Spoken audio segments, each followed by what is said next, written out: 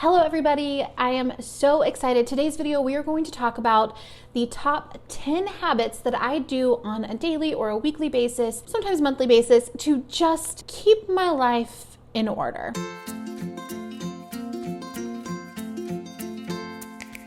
These are the things that, make doing more with my life easier, because these are so on autopilot that I don't even have to think about it, right? Like, it's just the stuff that's gonna happen, it's gonna get done, guaranteed, and therefore more of my mental energy can go to like moving things forward. This is an important thing to talk about because there's a very real concept of decision fatigue, which is the idea that for every decision we make, our decision-making skills go down, right? So the more decisions we're making in a given day, the worse decisions we are making overall, right? So this is particularly shown in research around purchasing decisions. So consumers who are having to make a lot of decisions end up making like worse purchasing decisions than if they are making just one or two decisions here and there.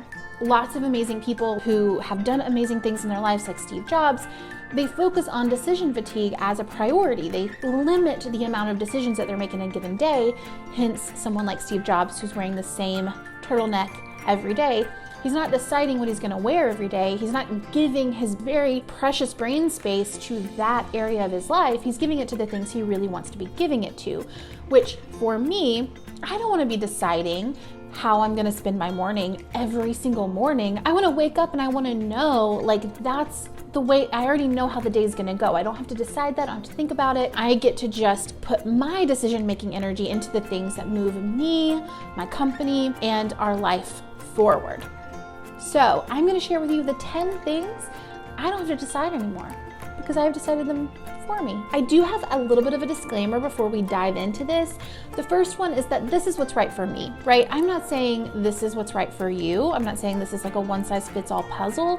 More so, I'm just saying, hey, these are some things that have kind of worked for me. Maybe there's one or two of these that would feel nice to you as well to get kind of automated in your life. The second thing is that I built this list of 10 over like 10 years. Like, this isn't like I woke up one day and I just did all of this. If you're in my Community Brave Collective, I always say, like, shrink your expectations, do the next right thing. The one small step is better. I would rather you take one small step that's gonna last you all year than to try and revamp your entire life and it lasts for 3 weeks and then you burn out and you resent this process.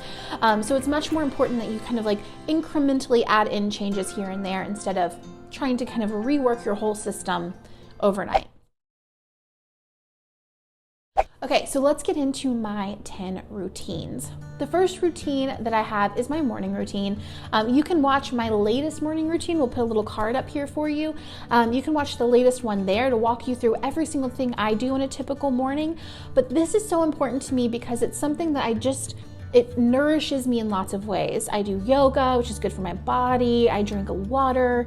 I journal. I read in the morning. All of these things that kind of connect me to different elements of myself, and I don't even think about it. At this point, this is something I've been doing for so long that it's not even, I don't even choose to do it anymore. It's just kind of like I wake up, that's the first thing I do is I walk to the living room and I grab my journal. It's not even something I consider. This didn't always feel that way, right? Like when I first started doing it, it wasn't a habit, it was a building of a habit, and it feels a little bit like work, but then it becomes the new normal. The second one is that my bedtime, it pretty much stays the same. I am someone who likes to go to bed somewhere between like 9 and 10 p.m. I might go into my bed at 8:30 and start kind of journaling at night or reading or something like that, but like that window of time is when I will go to bed. If I weren't doing that, my morning routine would suffer, right? Like I would have a harder time getting up and having that time. But because I'm consistently going to bed at the same time, then I can get up at the same time and do my morning things. When we jump back and forth between like a 9 p.m. bedtime and a 1 a.m. bedtime, we're not giving ourselves a chance to thrive, right? Like we're limiting our access to rest, consistency. Our bodies really appreciate that kind of cycle, that routine. It doesn't matter to me. Well, it doesn't really matter to me at all if you do this because this is your life and your journey, you know what I'm saying? But it doesn't matter if your bedtime is 1 a.m. and you're waking up at 9 a.m.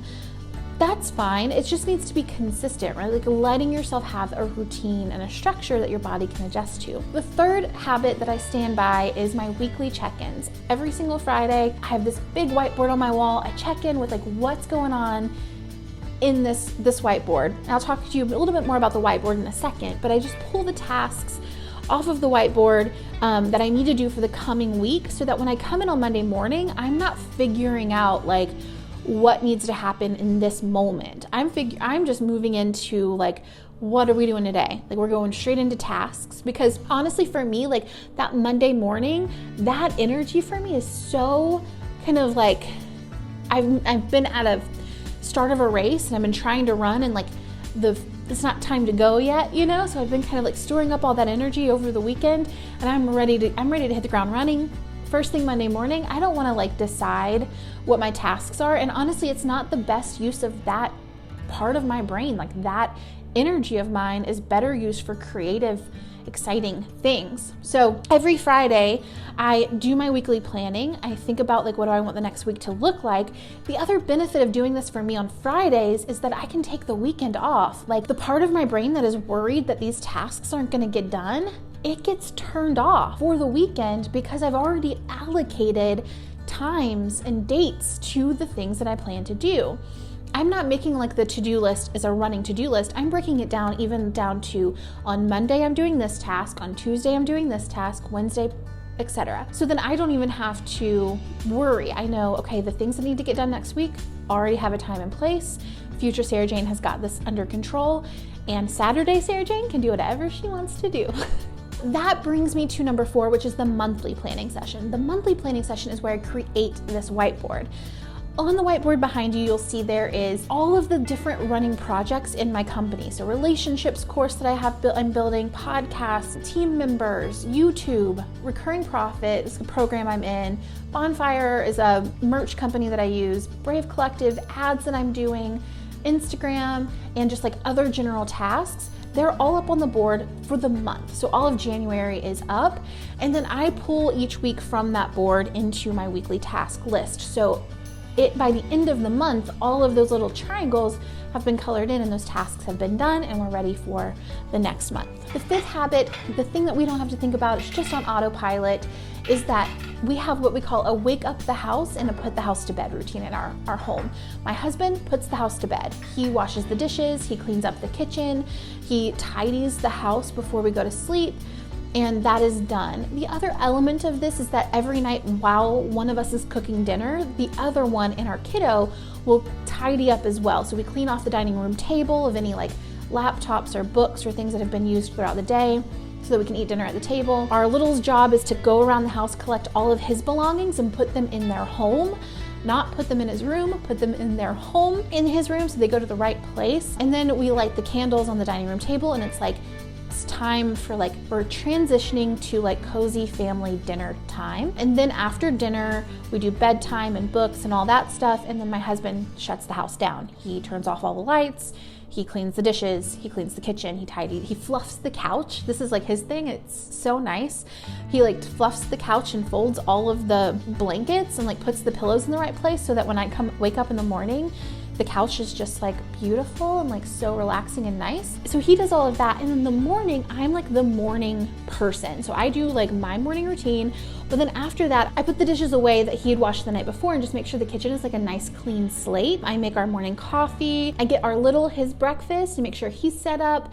And I also just kind of stay on top of him and like his routine. So I'm like, have you eaten breakfast, brushed your teeth, gotten dressed? It's time to be in class. I'm like the on parent during that time frame. And then I make breakfast, sometimes just for myself, sometimes for Obi too, if he's hungry as well, depending on the day. And just kind of like the morning is my area, my zone, and the evening is his. And that delegates tasks in a way that like I don't even think about his role in it anymore, because it's guaranteed.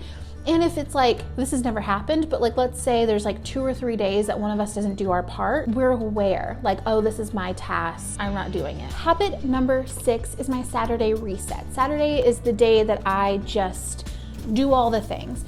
Because I do give like most of my time and my attention to work during the week, and to my family in the evenings of the week, and to myself in the mornings of the week, then I don't really have time for like all of the logistics of like running a household.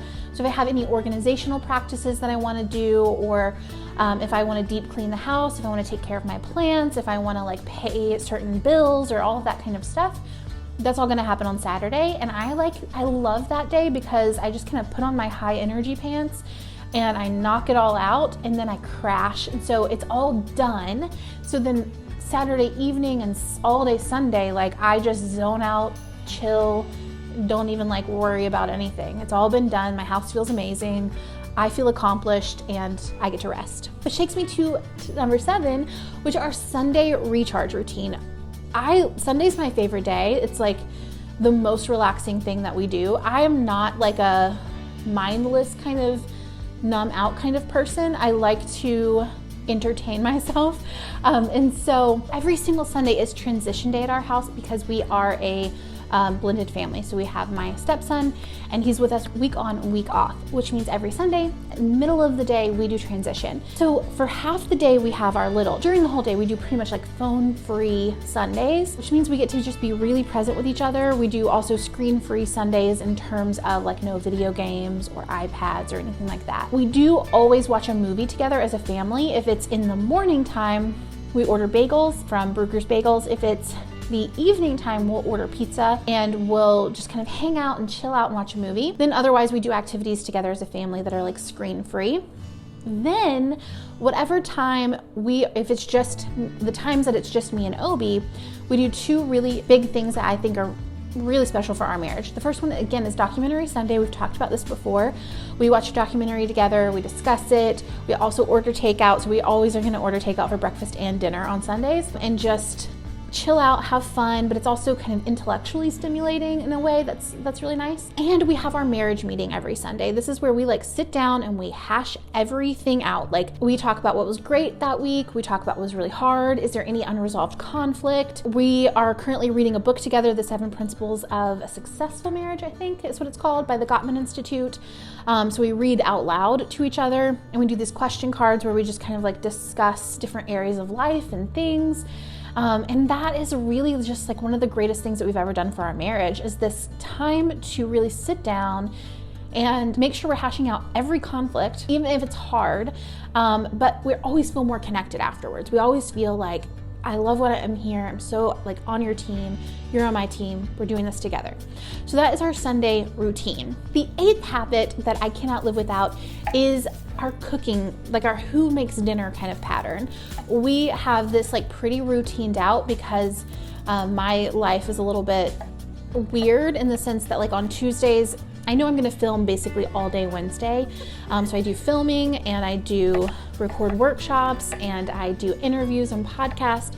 And so I pretty much know that I'm going to do like hair and makeup every Wednesday and that the day is going to be really late. So I usually get home like right as dinner's done on Wednesday evenings. And so we know he's going to cook dinner on Wednesdays.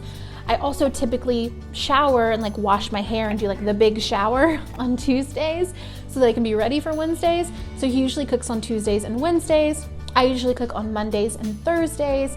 And then whoever has the most energy usually on Fridays will cook, or we'll order takeout and then we'll cook on Saturday. We usually do takeout for Sunday morning and evening and then one other day of the week. So that's kind of like our pattern for that.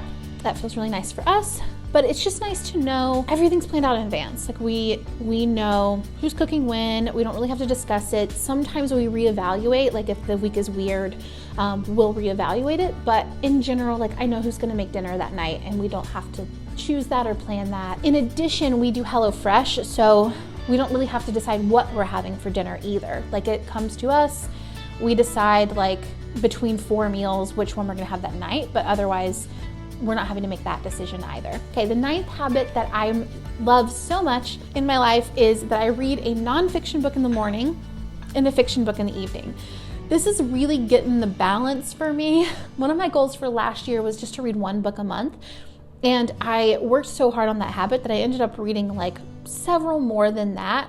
And I got into this really good pattern of I would read a nonfiction book in the morning and a fiction book at night. I find that if I'm only reading fiction, then I'm missing a little bit of the personal growth, like self-improvement element. And I lose motivation in my work life if I'm not constantly learning. It's so important to me to be constantly learning new things.